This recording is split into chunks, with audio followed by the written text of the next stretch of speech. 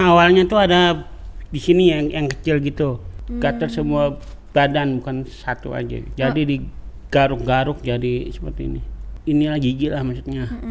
Pada kabur-kabur gitu, takutnya diapain sama saya. Hai semua, thank you udah ngeklik video ini. Jangan lupa subscribe dulu channel YouTube-nya dan enjoy the video. Halo teman-teman, balik lagi di sini di Grita Buka Praktek. Hari ini kita kedatangan seseorang yang menurut aku bisa jadi inspirasi buat kalian semua yang nonton. Ini mungkin sekarang teman-teman pernah lihat di FYP TikTok. Sekarang aku hadirkan di sini Mas Arif. Halo Mas Arif. Baik, sehat. Belum tanya apa kabar, udah sehat? Sehat? Sehat, oke. Mas Arif, ini mungkin teman-teman kalau secara visual udah kegambar ya. Dan Mas Arif, kita langsung aja nih.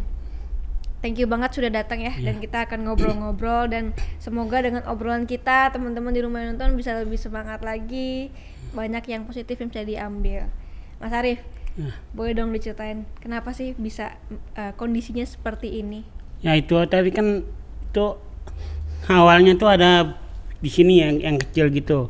Oke. Yang kecil itu dan lama-lama saya kira itu cuman itu biasa gitu.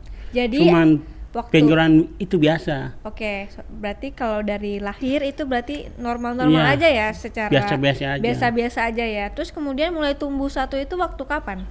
Mulai 4 SD gitu. Waktu 4 SD muncul di sebelah sini. Tangan satu aja. Satu tangan. Lalu sama kelamaan jadi banyak seperti ini. Ini yang di sini belum ini ada tadinya. Belum ada. Jadi baru sini aja tangannya aja. Waktu SD itu ya? Baru tangannya aja, baru sedikit-dikit aja. Oh. Nah, waktu itu gatel atau apa gitu enggak? Gatel sih. Gatelnya gatel banget atau gimana? Gatelnya semua-muanya gitu.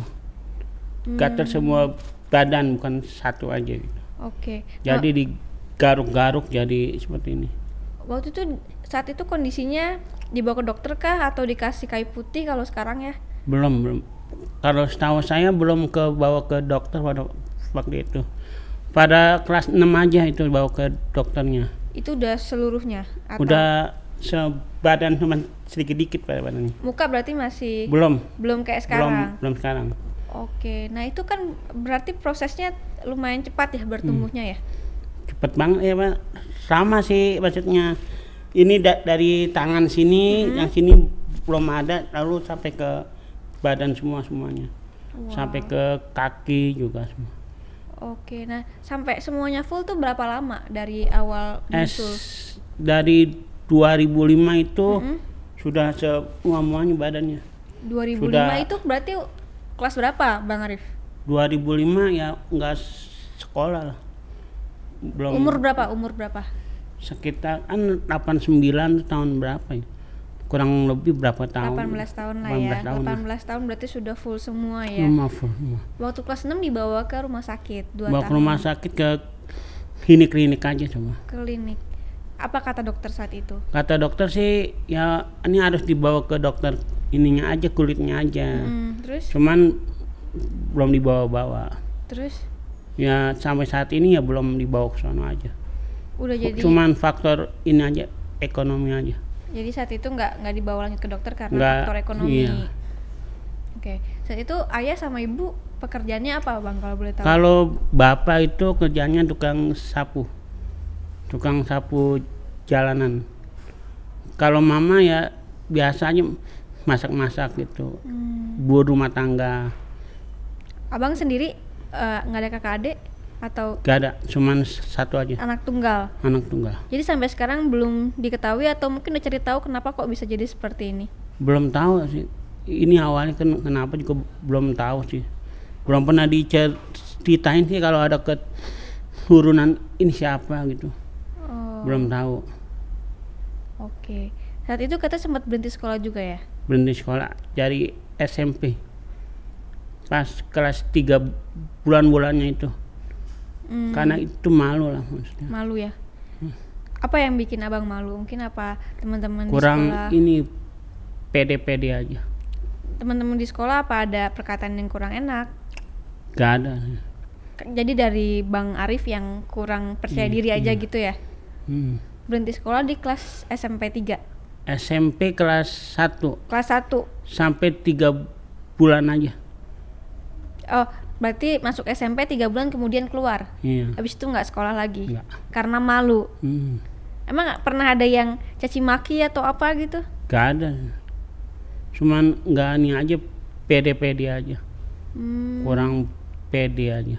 Berarti teman-temannya baik juga ya saat itu ya? Nggak ada yang bully dan Nggak segala ada. macam. Gak ada kan, sekolahnya cuman sekolahan kecil-kecil ini biasa lah. Oke. Oke, berarti sampai sekarang ya sudah begini aja, terima keadaan. Kapan? Terima aja. Boleh nggak sih ceritain mungkin gimana waktu dulu di masyarakat pandangannya seperti apa? Kalau di sekolah dulu ya, di Manggarai dulu ya, main-main sama teman ya biasa-biasa aja.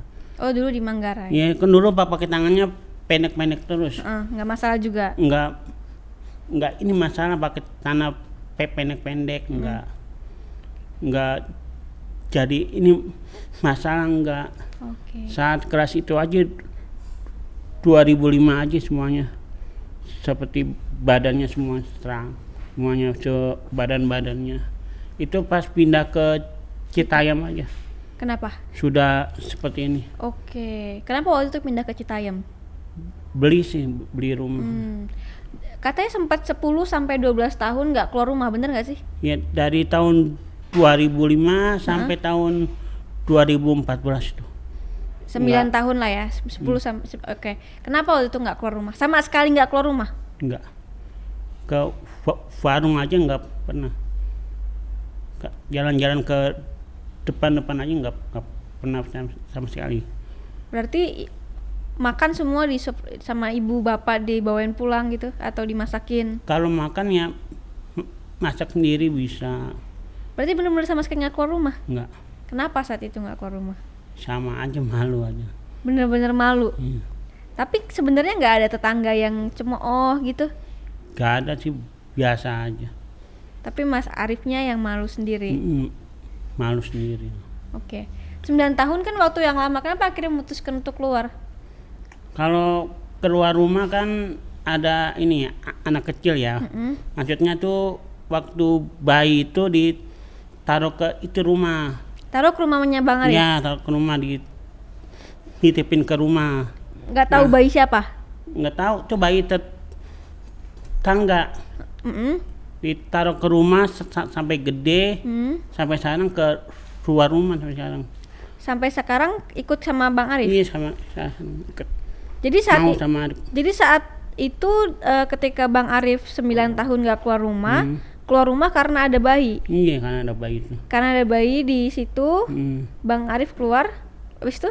Gara-gara tuh anaknya itu nangis ya kan. Akhirnya dibawa ke rumahnya. Ke rumah siapa? Ke rumah itu anaknya. Rumah maknya dia. Oh, jadi udah dibalikin ke rumah mamanya. Iya. Saat itu kan ditaruh ke rumah gitu. Maksudnya dititipin aja nih bayinya. Taruh ke rumah, akhirnya mau keluar. Jadi Mas Arif akhirnya mau keluar. Iya. Saat itu akhirnya memberanikan diri keluar. Iya. Sampai sekarang. Sampai sekarang aja. Kenapa akhirnya? Oh yaudah deh, akhirnya aku keluar aja selain karena bayi itu. Biarin aja lah, orang-orang bilang apa lah. Yang penting ini aja, pede aja. Kan katanya tadi nggak ada orang-orang bilang apa-apa. Iya, nggak ada sih. Nggak ada bilang apa-apaan sama orang-orang. Terus? Bilangnya ya biasa-biasa aja orang-orang bilangnya. Ini kok begini gitu, biarin aja lah. Ada nggak yang mungkin tetangga atau siapa ngomong jelek tentang Bang Arif? Kalau yang cari rongsokan ya maksudnya ya, itu kan cari rongsokan itu dari pagi sampai siang. Itu kadang-kadang orang nggak inilah suka lah, maksudnya takut lah. Maksudnya inilah gigi lah maksudnya. Pada kabur-kabur gitu, takutnya diapain sama saya. Sayanya nggak ini aja apa, bukannya saya ini ya kenapa gitu. Saya ini bukannya tukang kayak begitu aja. Pas saya keluar rumah ya saya cari rongsokan, cari barang, dan orang-orang pada liatin ya biarin aja lah orangnya. Yang penting ini aja lah, percaya aja, pede aja. Percaya sama apa? Ya pede aja. Mungkin Mas Arif ada pengalaman kurang mengenakan yang bikin karena kondisi Mas Arif sekarang? Kalau kurang pengenakan itu banyak yang inilah, nggak suka gitu. Nggak sukanya karena mungkin fisiknya seperti ini, nggak suka sama saya. Orangnya nggak suka, maksudnya jijik lah, maksudnya orang itu pada kabur-kaburan kalau lihat saya gitu. Dan saya kalau berani keluar rumah tuh cari uang. Pas bapak saya ini aja meninggal aja, pas bapak saya ini gak ada aja, cari rongsokannya. Bapaknya Mas Arif nggak ada waktu 2016 satu berani diri buat keluar. Oke. Nah, waktu selama di rumah terus kan ayah sama ibu gimana sih? Mereka pasti kan sedih ya lihat anaknya nggak percaya diri di rumah terus. Mereka kasih apa sih, motivasi apa buat Mas ya? Arif? Kalau ini ya keluar aja dong gitu ya, biarin aja orang mau bilang apa kayak gitu, mau bilang ini mau bilang itu, biarin aja. Akhirnya nggak berani terus-terusan di rumah terus. Jangan kata ke warung, keluar aja nggak pernah, ke depan rumahnya nggak pernah. Oke. Saat ayah meninggal, akhirnya Mas Arif bisa keluar, terus cari barang rongsokan. Kenapa akhirnya ya udah deh, saya mungkin harus bekerja. Nah, buat itu makan lah, buat beli beras kalian, buat beli beras, buat bayar listrik tuh dari itu mana gitu. Oh, jadi memang sebuah keharusan lah ya. Harus untuk cari uang gitu ya, walaupun sedikit-sedikit gitu ya. Oke, saat itu ibu kerja apa? Kalau ibu dulu kerjanya ini tukang ngerok-ngerokin badan gitu orang gitu. Maksudnya ya kalau ada orang masuk angin dipanggil ke rumah gitu. Tukang rongsokan. Oke. Nah, selain rongsokan nih kan Mas Arif sekarang suka live TikTok. Kok bisa terpapar oleh TikTok dan kok bisa akhirnya memberanikan diri untuk live TikTok? Karena itu aja ngelihat orang-orang di situ aja gitu. Orang yang ini kok bisa gitu. Kenapa si Arif nggak ini bisa-bisa gitu. Soalnya pengen live di TikTok kan harus 1.000 kan. Ya ini udah 1.000 cari terus. Saya akhirnya ya berani aja live di situ. Tapi Mas Arif tahu TikTok dari mana? Abang saya ini minjemin HP ke saya. Bang, minjem dong bang HP-nya buat live TikTok. Ini abang siapa ini? Bang saya aja. Pokoknya itu yang ketemu di jalan-jalan itu. Namanya abang saya?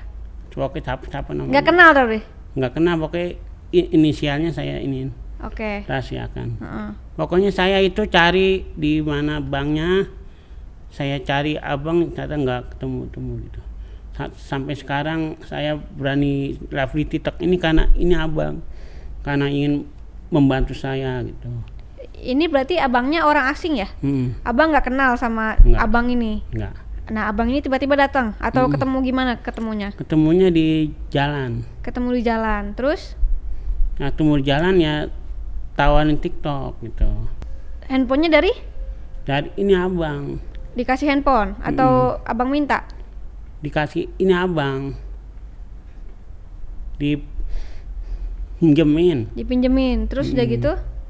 Live TikTok. Sampai sekarang? Belum ketemu tahu di mana abang gitu. Abangnya belum ketemu sampai sekarang, hilang. Oke, nah penghasilan ini untuk apa nih sekarang? Kalau penghasilan TikTok ya, itu buat beli ini obat-obatan gitu. Udah ke dokter? Sudah, tadi kata dokternya ini nggak bisa lah maksudnya. Ini nggak bisa sembuh, nggak bisa. Nggak bisa, cuma dikasih obat itu aja. salep kulit, Heeh. vitamin, Heeh. sama pencegahan tumor-tumornya gitu. Oh, jadi biar nggak lebih banyak gitu kali ya? Lebih banyak lagi. Oh, jadi cuma dikasih obat-obat yang bisa meredakan lah ya? Hmm. Oh, nah itu berarti uang dari TikTok buat beli obat-obatan Iya. itu. Terus buat apa lagi? Ya untuk bagian orang tua lah, di kumpul-kumpulan untuk naik umroh Wih. atau haji gitu. Dari live apa mencukupi buat sekarang buat makan, buat beli Cukup. obat? Cukup. Makan. Oke. Dari rongsokan juga cukup. Itu berapa tuh sekali ke dokter? Kalau sekali dokter tadi kemarin hampir 100 lebih sih. Berarti dari dulu sampai sekarang sampai ketemu dokter ini belum pernah diobati ya? Baru ini aja ditanya dulu gitu maksudnya. Iya. Ini jangan digaruk-garuk katanya, ini jangan digaruk-garuk nanti berdarah gitu katanya. Pas saya ke sono ya dikasih ini salep-salep gitu. Oh, iya berarti Dikasih dari salep, dulu obat. kecil sampai sekarang baru ketemu dokter dan baru diobatin pakai salep-salep ya. Sebelumnya berarti sama sekali ya udah nggak Belum. pernah berarti ya. Pas ketemunya itu dokternya di TikTok itu. Di live-nya itu kan ada tuh. Ini namanya neurofibroma. Oh, dia kasih tahu. Iya. Terus? Tanpa saya kasih tahu. Heeh. Ini penyakit ini nggak bisa sembuh sama sekali. Belum ada obatnya. Pas saya cek, dokter kok tahu dok? Saya dokter saraf. Dokter saraf kulitnya, dokter saraf lah pokoknya. Pas dia kasih tahu saya penyakit seperti ini, dia tahu semua tentang diri saya gitu. Ini pernah nggak singetan nggak kalau panas-panasan? Pasti ke keringetan jarang. Ini aja jarang keringet kak, nggak pernah keringetan. Kalau capek nggak pernah capek, ya kalau lagi kipas angin tuh, kalau ke keringetan aja. Tapi nggak pernah ke keringetan basah-basah banget gitu. Oh, oke. Ini berarti sudah diatur sama Tuhan ya, live TikTok, terus kemudian ketemu sama dokternya. Sekarang rezekinya juga udah diatur, udah bisa buat beli obat, bisa ke dokter. Alhamdulillah ya. Alhamdulillah. Oke, dan sekarang lagi tuh kumpulin uang buat mamanya. Mau umroh katanya. Oke. Karif punya mimpi apa sih? Kalau mimpi pengen kembali sembuh, ingin kembali ke kehidupannya seperti bayi itu normal. Ingin main-main lah sama temen lah. Ya pengen ini berumah tangga. Pengen berumah tangga juga. Oke, kita doain ya semoga semuanya tercapai. Dan aku sempat baca juga katanya Bang Arif ini paling nggak bisa kalau ngomongin soal ayah. Emang ayah dulu banyak pesan-pesan apa sih, dan mungkin ada pesan terakhir ayah buat Bang Arif?